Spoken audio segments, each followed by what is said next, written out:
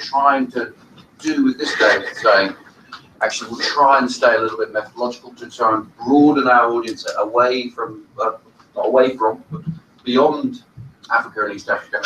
We might suggest, looking at the room, that that hasn't been a mitigated success. Nevertheless, that's what we're going to try and do for these few archaeological case studies, is keep it methodological and show the kind of archaeological data that can be used to answer some of these questions about resilience and change through time. So we'll start with Carol. Just talking about geoarchaeology. So today's talk, my talk, is going to be about the geoarchaeology and the excavation that was undertaken by the Area Project in 2014. So as far as the research rationale is concerned, the overarching rationale for Area Project is basically to combine interdisciplinary interests of archaeobotany, which will be which Senna will introduce later, agent-based modelling, which Tabitha will talk about a wee bit later as well, and geoarchaeology, along with stratigraphic and archaeological excavation. And what we're trying to do is basically assess the sustainability of the terraced agriculture that is situated in Engeruka in northeastern Tanzania. And what we're going to try and do with the geoarchaeological research is try and contest the theory that the irrigation system that we see at Engeruka was only utilised to grow and sustain arable agriculture. Now, the geoarchaeological techniques that we're actually using are being applied to Engeruka have been used both on archaeological and modern abandoned farmsteads, and we're hoping that these techniques will help us try and understand the history of Engeruka, the function of Engeruka, and more importantly, the resilience to change that was experienced at Engeruka.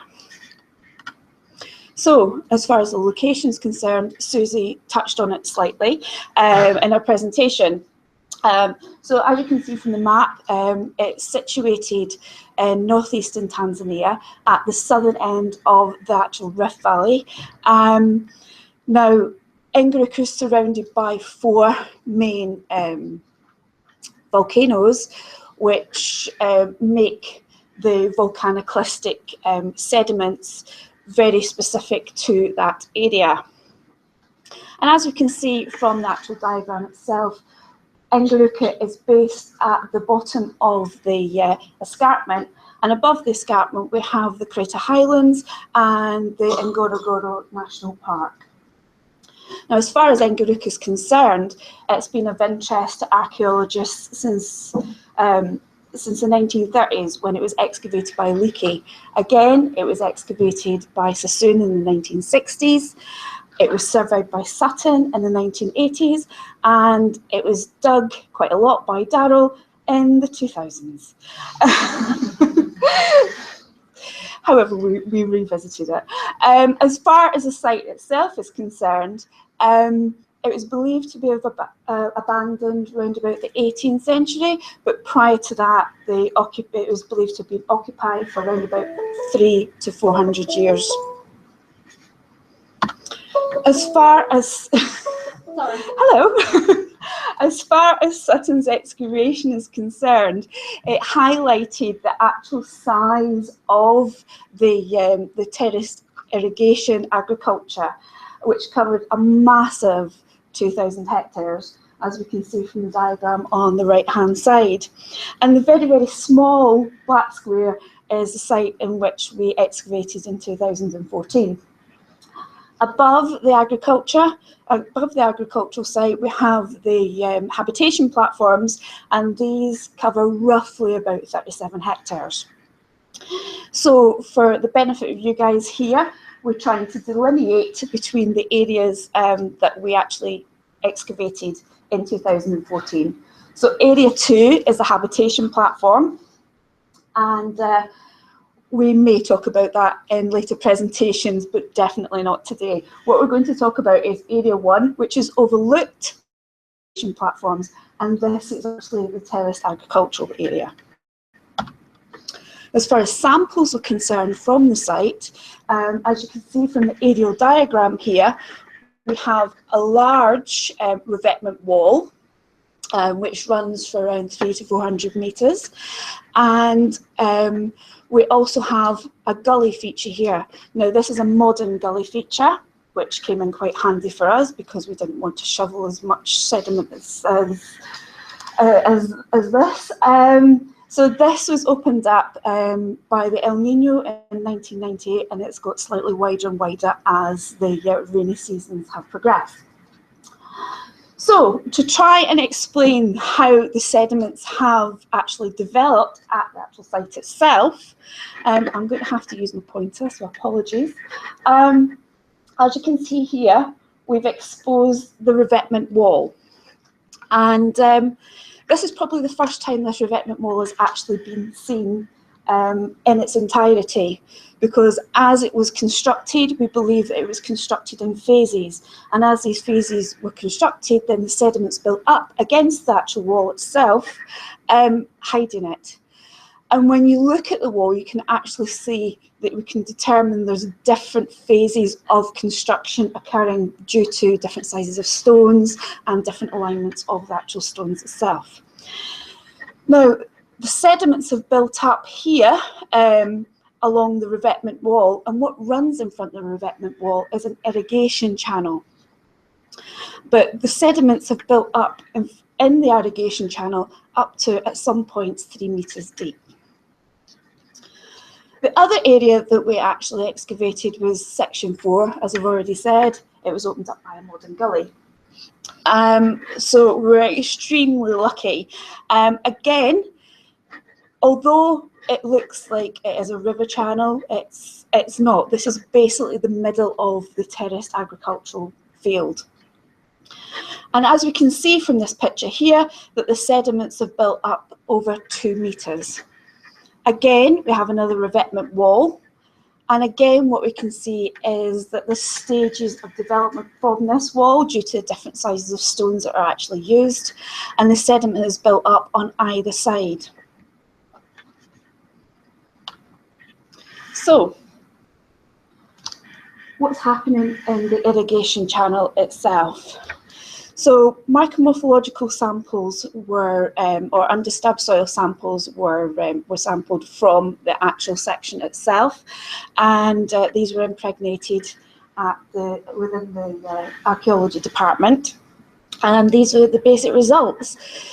What we're finding on the top section of the irrigation channel is we're finding quite a lot of fungal sclerotia, quite a lot of bioturbation, which suggests that there's higher levels of organic matter, which would relate to what we were seeing on the surface of the surface sediments, where we would see plants, we would see animals grazing. So therefore, obviously, there has been an incorporation of organic matter quite recently. What we're also seeing, because it's an irrigation channel, is we're seeing high levels of red oxymorphic nodules, again, which is related to the irrigation process, where you're seeing wetting and drying and the movement of iron nodules to form these pedifeatures. And similarly, what we're also seeing is that we're seeing evaporation pedifeatures, which are identified as inclusions within the soil matrix of calcium, and also calcium coatings, which are seen on the inside of void channels.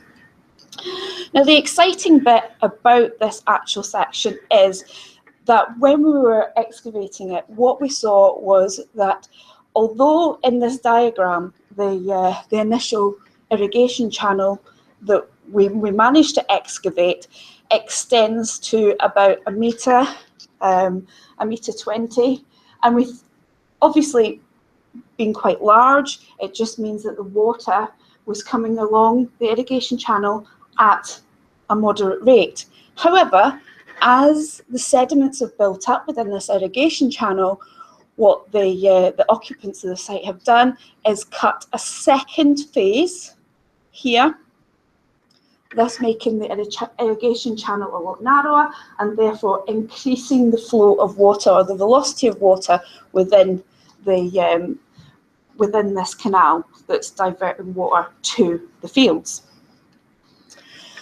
And then once this is silted up, then we're finding here in this layer that the sediments are being deposited. They're a lot finer because the flow again is a lot slower. So moving on to the sediments that were identified within the midfield section of the terrace field. Again, what we're seeing, as far as micromorphological analysis is concerned, that we're seeing high levels of biotubation, and this is in the form of excremental pedifeatures, so meso and microfauna are obviously evident within the soils, suggesting, again, increased levels of organic matter, which relates back to what we were seeing in section 11.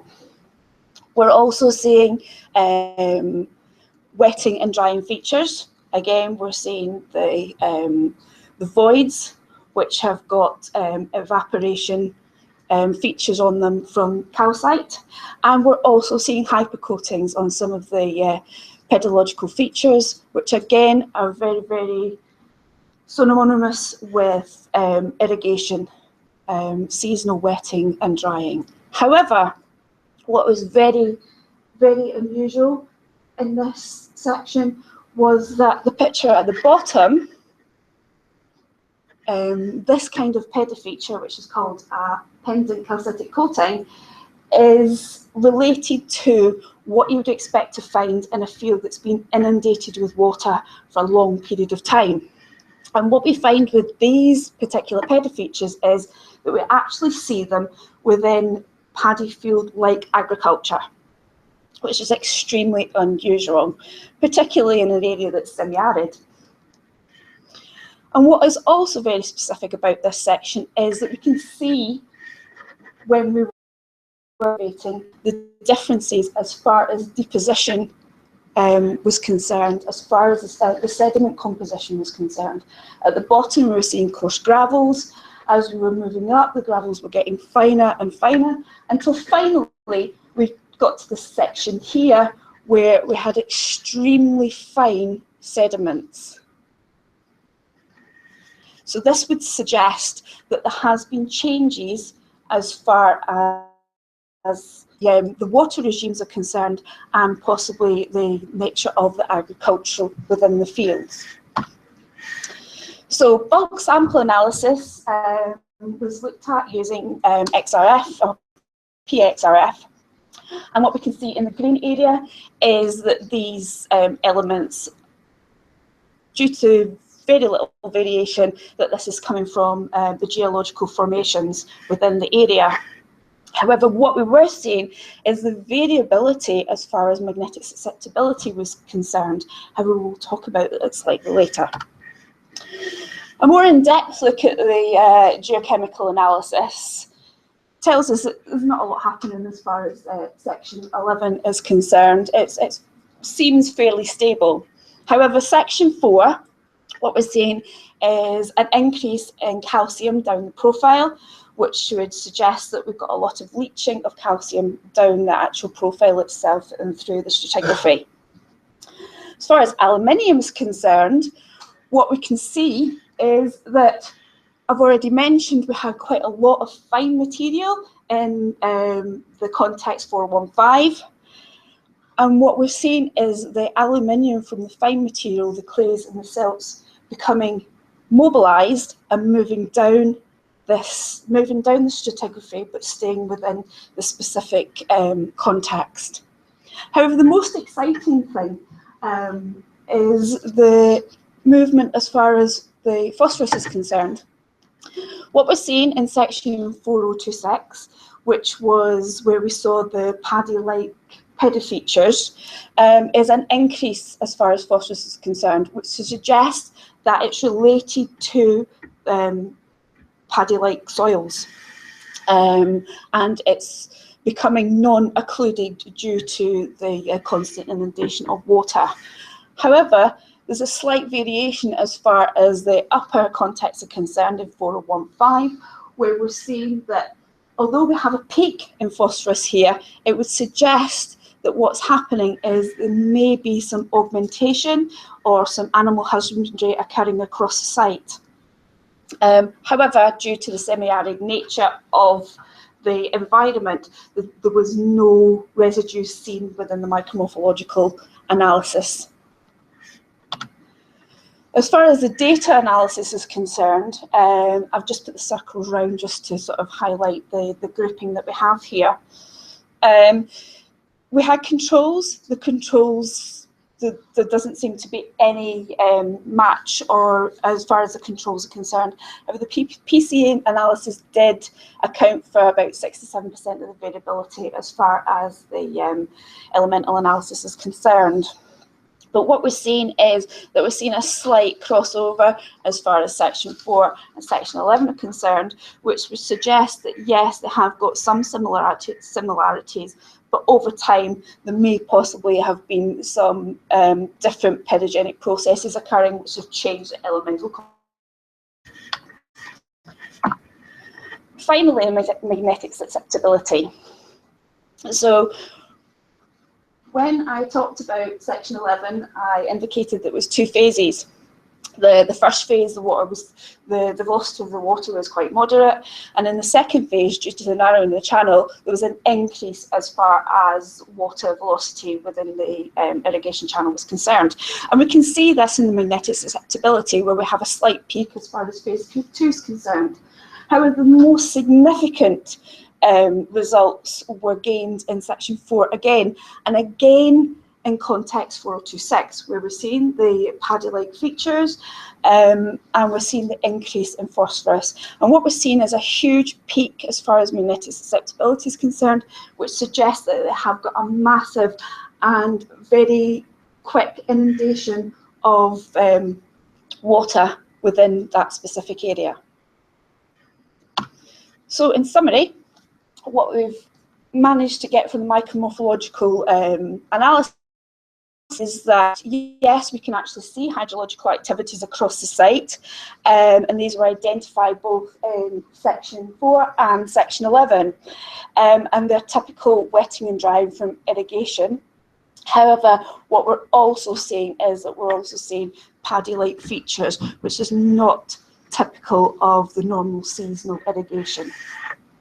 Similarly, in an organic analysis, we can see that there's variability within section 4, particularly within the areas of context 4026 and 4015, which suggests that we have occluded phosphorus becoming non-occluded, and in the later stages, augmentations occurring.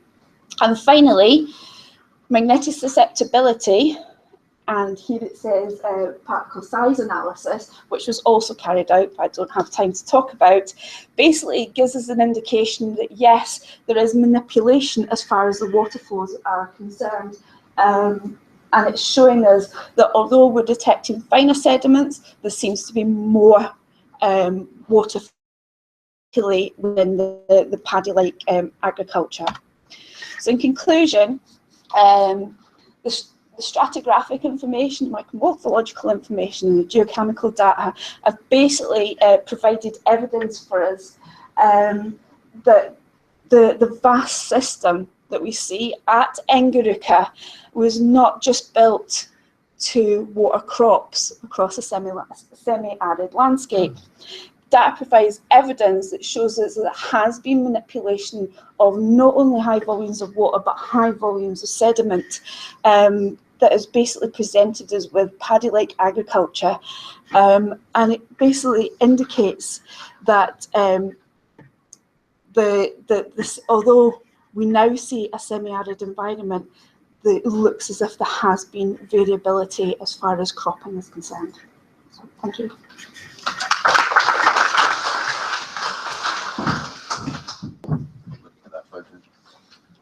Any questions for Carol? Yeah. If I've interpreted that correctly,